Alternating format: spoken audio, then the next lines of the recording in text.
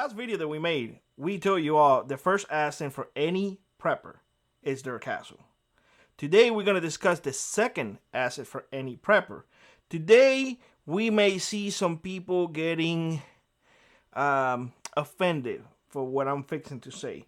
But I want you all to understand that before I even say which is the second asset for any prepper, I need you all to understand that I come from a third world country. I lived without freedom for 16 years.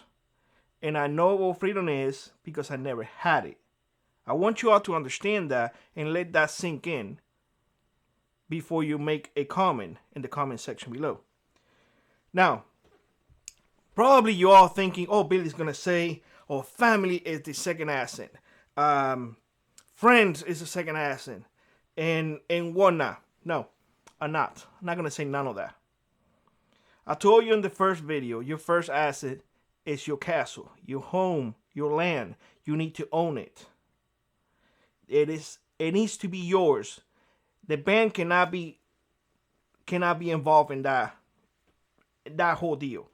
The second asset that you need to have is a means to protect your castle.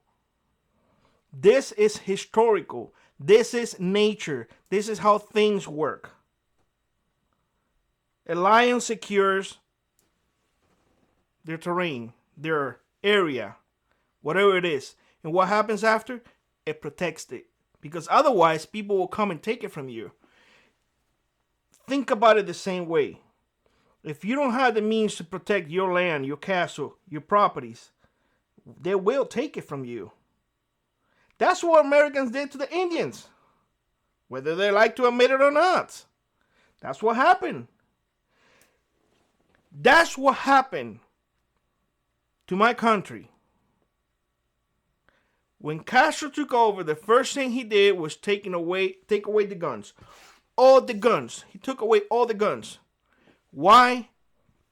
Because without them, you cannot defend what is yours. What is the second thing he did? Well, he came around and took everybody's land and gave it away to all of those people who never worked, who were just screaming, oh, equality, equality. Now, everybody now is damn equally poor. Because when you scream for equality and you do nothing to better yourself, you're not going to get from there. You're not going to move from there. All you're doing is screaming. You're not putting in the hard work.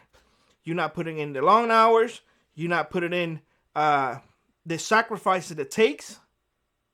You just want things to be handled to you. So guess what?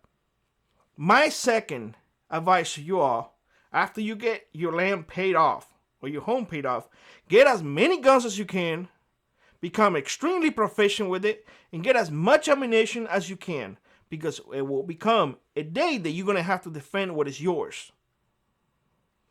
I want you all to forget about the whole water thing. I want you all to forget about the whole food thing, the whole family thing, everything. I want you to focus, get you home, pay you home. Once you have it, get as many guns as you can to protect your home, along with a lot of ammunition. Become proficient with those tools. Sooner or later, we're going to need it. I wish that in Cuba, the guns hadn't been taken away. I guarantee you that I will not be here today. I would still be living in my country. But that was not the case. So you think that I'm going to allow that to happen here in my second home where my son lives? No. Again, I'm going to have people disagreeing with me. Oh, no, your intelligence is your biggest asset, and your family is your biggest asset. And guess what? I told you this. I need you all to understand this.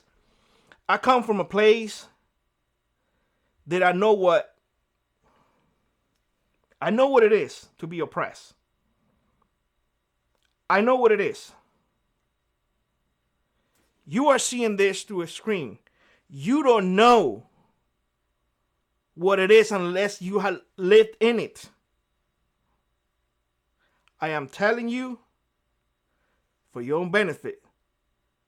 I'm not telling you to do something that I'm not doing. No, no, no, no, no. I own my land. I got guns. Enough.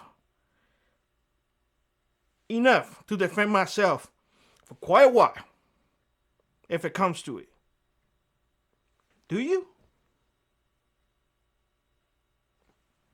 I understand that not all countries can have the freedoms that we have. Unfortunately, I cannot advise you whatever's going on in your country. I cannot tell you what to do with your money because that is yours. All I can tell you is what I'm doing. All I can tell you is my experience.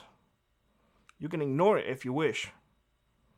But if you want to get to the end line and struggle less than most, I encourage you to listen to what this old Cuban have to say to you.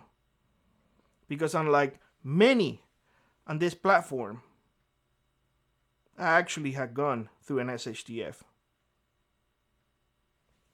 I want you to keep that in mind. Your home or your castle, lots of guns to protect it, and then we're going to talk about what the third should be. With that being said, hope you have a great one. Like always, rock on, prep on, and I will see you in the next one. Bye-bye, everybody.